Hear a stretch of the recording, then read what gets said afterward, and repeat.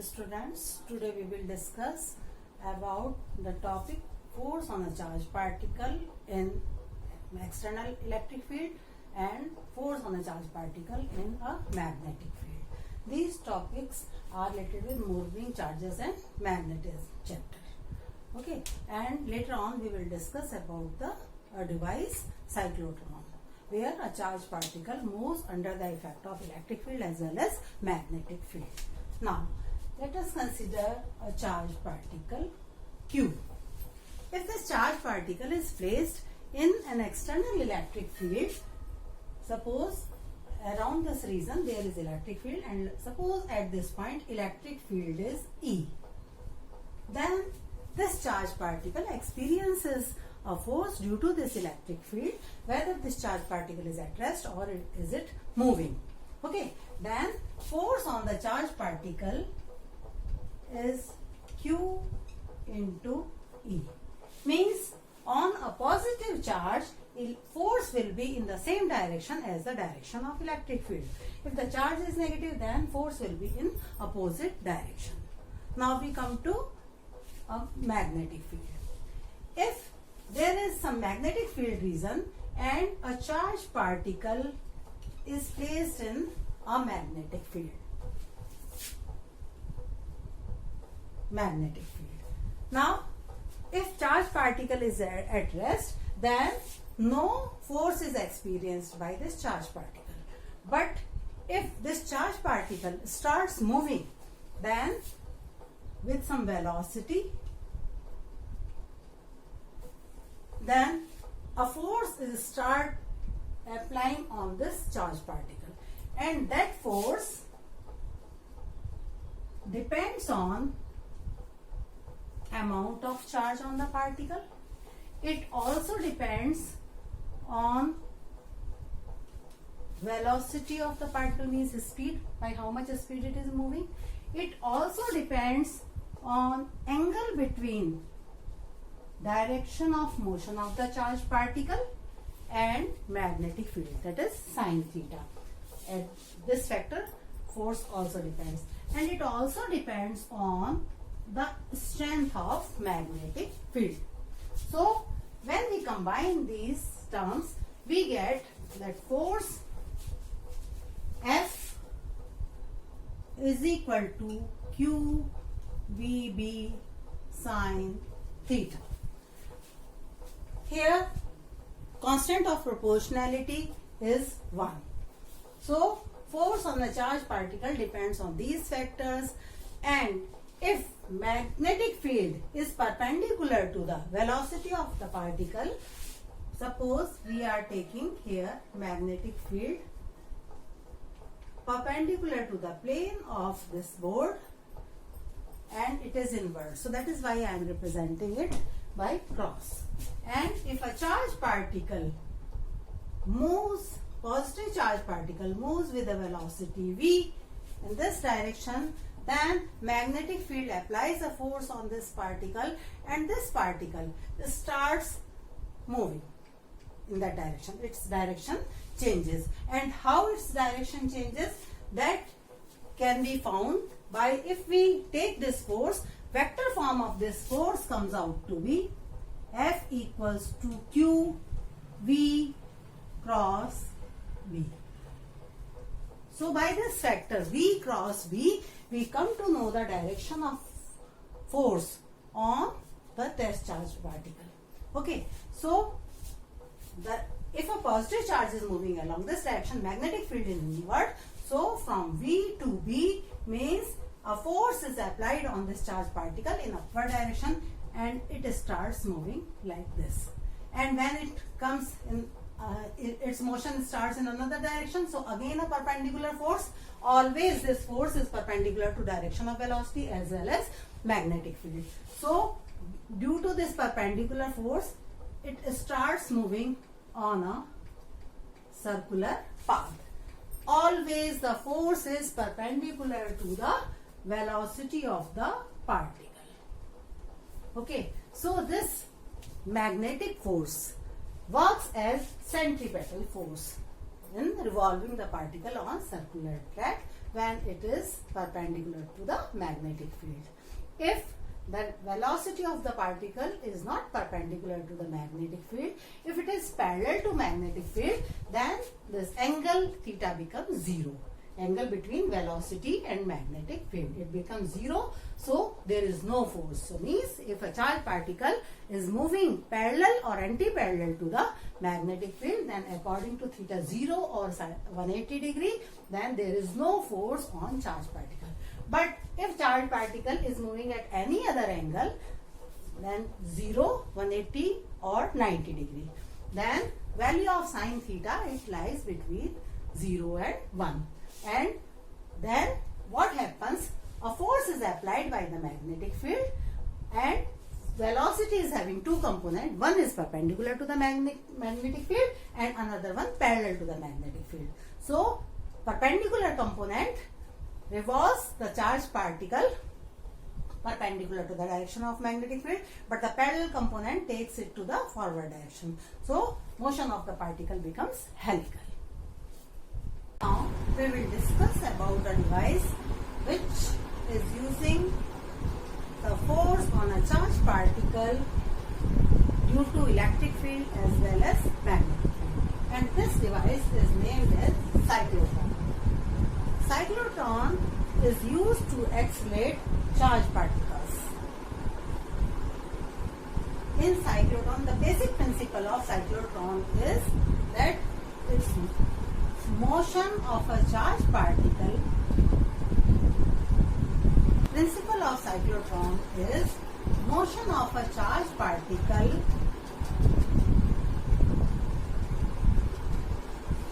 under the effect of mutually perpendicular electric and magnetic field, where electric field speeds up the charged particle.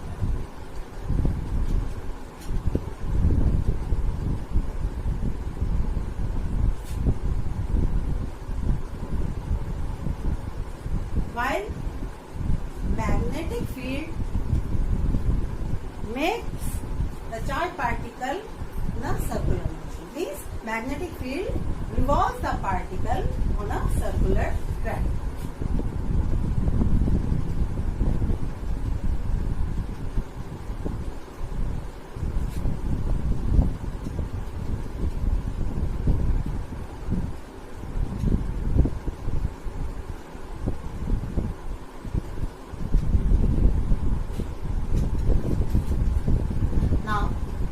Construction of cyclotron.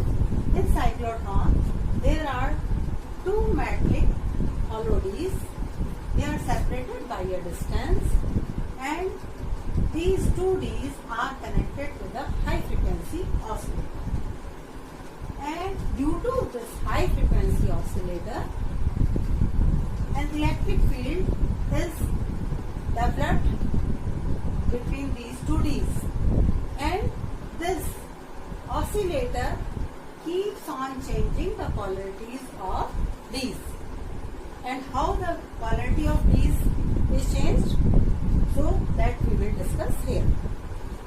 Along with this, a magnetic field is also applied on these, and the magnetic field is perpendicular to the plane of these. So here we are showing magnetic field perpendicular to the plane of these, and we are representing it by cross. Cross means magnetic field is inward.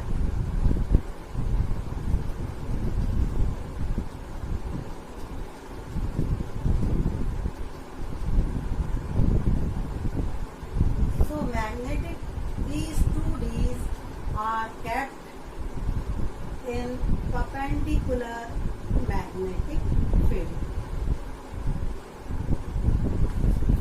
Now, at the center of these two D's, in this gap, ion source is kept. So, suppose we are taking up an ion source having positive charged particles. Now, a charged particle here between the D's, at one moment D1D is positive and at the same time D2 is negative. Okay. So due to this positive potential, higher potential, positive charge particle, it is repelled by D1 and it is attracted towards the D2. So a force is applied on this charge particle due to electric field, that is Q into E. So due to this force, charge particle is attracted towards D2 as well as this magnetic field.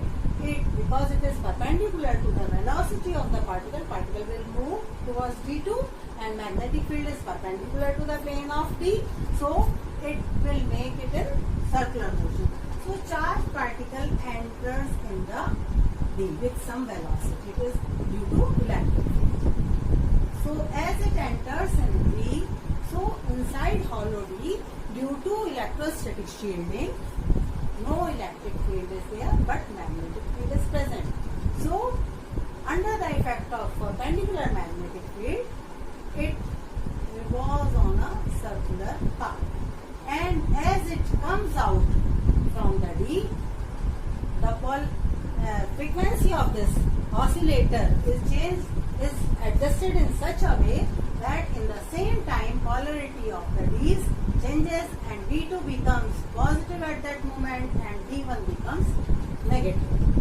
So now this charge particle is attracted towards the D1 due to its lower potential and D2 is at higher potential, so it is repelled from there and it enters in D1 and inside D1 again there is electrostatic shielding, so it moves on a circular track. Again it accelerates between this gap and whenever it comes out, it is between 2 D's, its speed increases and inside D it keep on moving on a circular path like this and ultimately when it is near the edge, there is a window and it comes out with increases. And how its speed increases, so that we will discuss now. We will discuss the working theory of a cyclotron.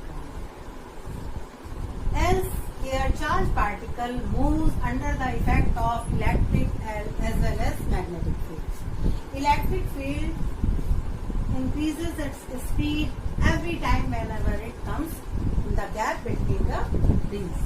And magnetic field revolves it on circular track. So magnetic field do not increase its speed. So it is accelerated only due to electric field. Its speed increases. And why we take these D's circular track? Actually, so due to these D's, it accelerates to large speed in a lesser space. If we take a linear accelerator, then a very long accelerator is needed to accelerate a charge particle. So that is why these D's are taken.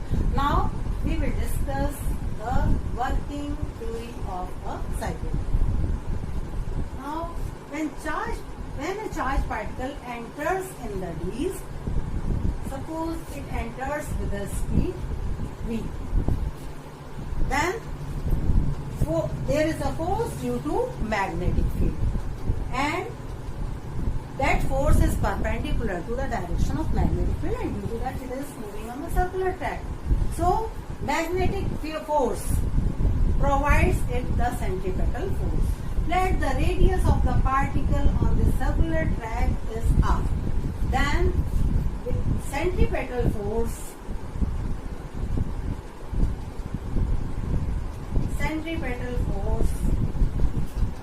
is mv square upon r, where r is the radius of the track. Now the magnetic force provides the required centripetal force. Magnetic force on the particle is q v b and sine theta here because particle is perpendicular to the magnetic field, so it is sine 90, so it is q v. So this force provides the required centripetal force, means this q v b v square upon r, and from here we can get that radius of the track, it will be mv upon qb. It means lesser the speed of the particle, smaller will be the radius of track. So when particle accelerates in beginning, its circular track is of lesser radius. But gradually when each time its speed increases, so radius of the circular track becomes more and more. So in this way, keep on moving on larger radius. So radius depends on the speed of the particle. It keep on increasing as the speed of the particle keep on increasing due to electric field. Okay. Now we will discuss how much time will it take to move on a circular track. Then it's time period. Time period is the time taken by the particle in one complete revolution. Now for the semicircular path, the time taken is t upon 2. And let the radius of the path is a small r and its speed is v, then as speed is equal to distance upon time. So particle is entering with a speed v in the d, and on a semicircular track it covers a distance pi r, because for one complete circle the distance is 2 pi r. So for semicircle distance is pi r and time taken is t. So from here we can write this t is equal to pi r upon v, or t by 2 is equal to pi r upon v, and t is 2 pi r upon v, and as r equals to mv upon qv, so we get this t is equal to 2 pi m upon qv. So from this expression, time period is 2 pi m upon qv. It is very clear that time of revolution of the particle, it do not depend on the radius of the track or the speed of the particle. It means it takes the same time whether it is on a smaller radius or on a larger radius. So every time it takes the same time. And from here we can find the frequency of cyclotron. Frequency of cyclotron. As frequency is reciprocal of time period, and we have got expression time period is 2 pi m over qv. So frequency of cyclotron is qb upon 2 pi m. This is known as cyclotron frequency, and we have to adjust the frequency of high frequency oscillator according to this cyclotron frequency. Means these two frequencies should match. Cyclotron frequency means the frequency of revolution of charged particle inside the disc, that should match with the frequency of this high frequency oscillator. When it matches, then at every time, whenever charged particle completes semicircle inside 1D, then in that time, d by 2 time, half of the time period, the frequency of oscillator that changes the polarity of the disc, and then charged particle starts accelerating towards another, which is in front of it. And every time the polarity changes accordingly, and the particle keep on accelerating, speeding up in this gap, and charge speed, and that depends on the radius of d. Now, kinetic energy of charge particle. As we know that kinetic energy is half mv square. So, the maximum kinetic energy with which a charged particle may come out of the Ds, that energy is decided that by how much speed the charged particle ejects from the D. And this speed depends on the radius of the Ds. So, as R equals to mv upon qb, so accordingly V maximum is equal to qbr upon m. So, because we have used the relation R equals to mv upon qb. So, maximum speed depends on the radius of the Ds. So, accordingly the maximum kinetic energy that will be half q square b square r square upon. So, maximum kinetic energy of charged particle, it depends on radius of it. And other than this, depends on the charge on the particle, mass of the particle, magnetic field applied. So, but larger is the radius of the Ds, more same charged particle will attain the more kinetic energy. Now we will discuss the limitations of cyclotron. There are two limitations related with cyclotron. One is neutrons cannot be accelerated by a cyclotron. Why neutrons cannot be accelerated? Actually, neutrons are not having any charge, and here a charged particle is accelerated by cyclotron because electric field applies a force on charged particle as well as magnetic field. So that is why neutrons are not accelerated. Second limitation is electrons cannot be accelerated.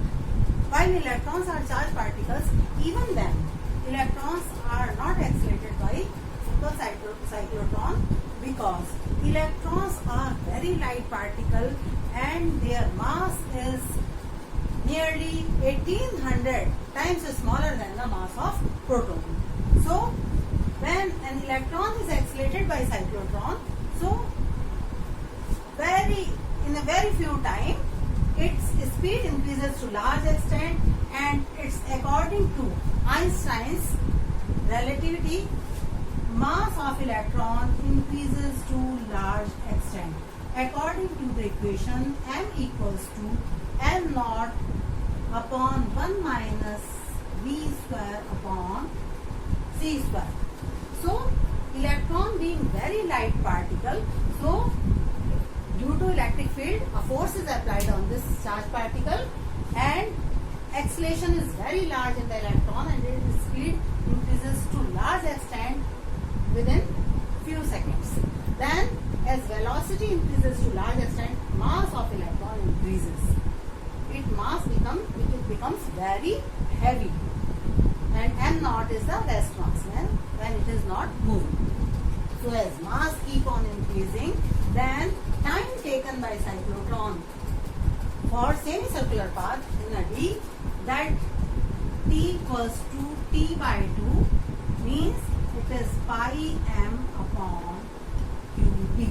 So, as mass keep on increasing, so time taken in completing semicircular track within a D, that time also increases. So, every time it takes more and more time in a D, and within few steps it becomes out of step with the oscillator. Means cyclotron frequency and frequency of electron revolving in the D's, that do not match. So that is why electrons cannot be accelerated by simple cyclotron. For it, there are special purpose cyclotrons. Those are named as simple cyclotrons.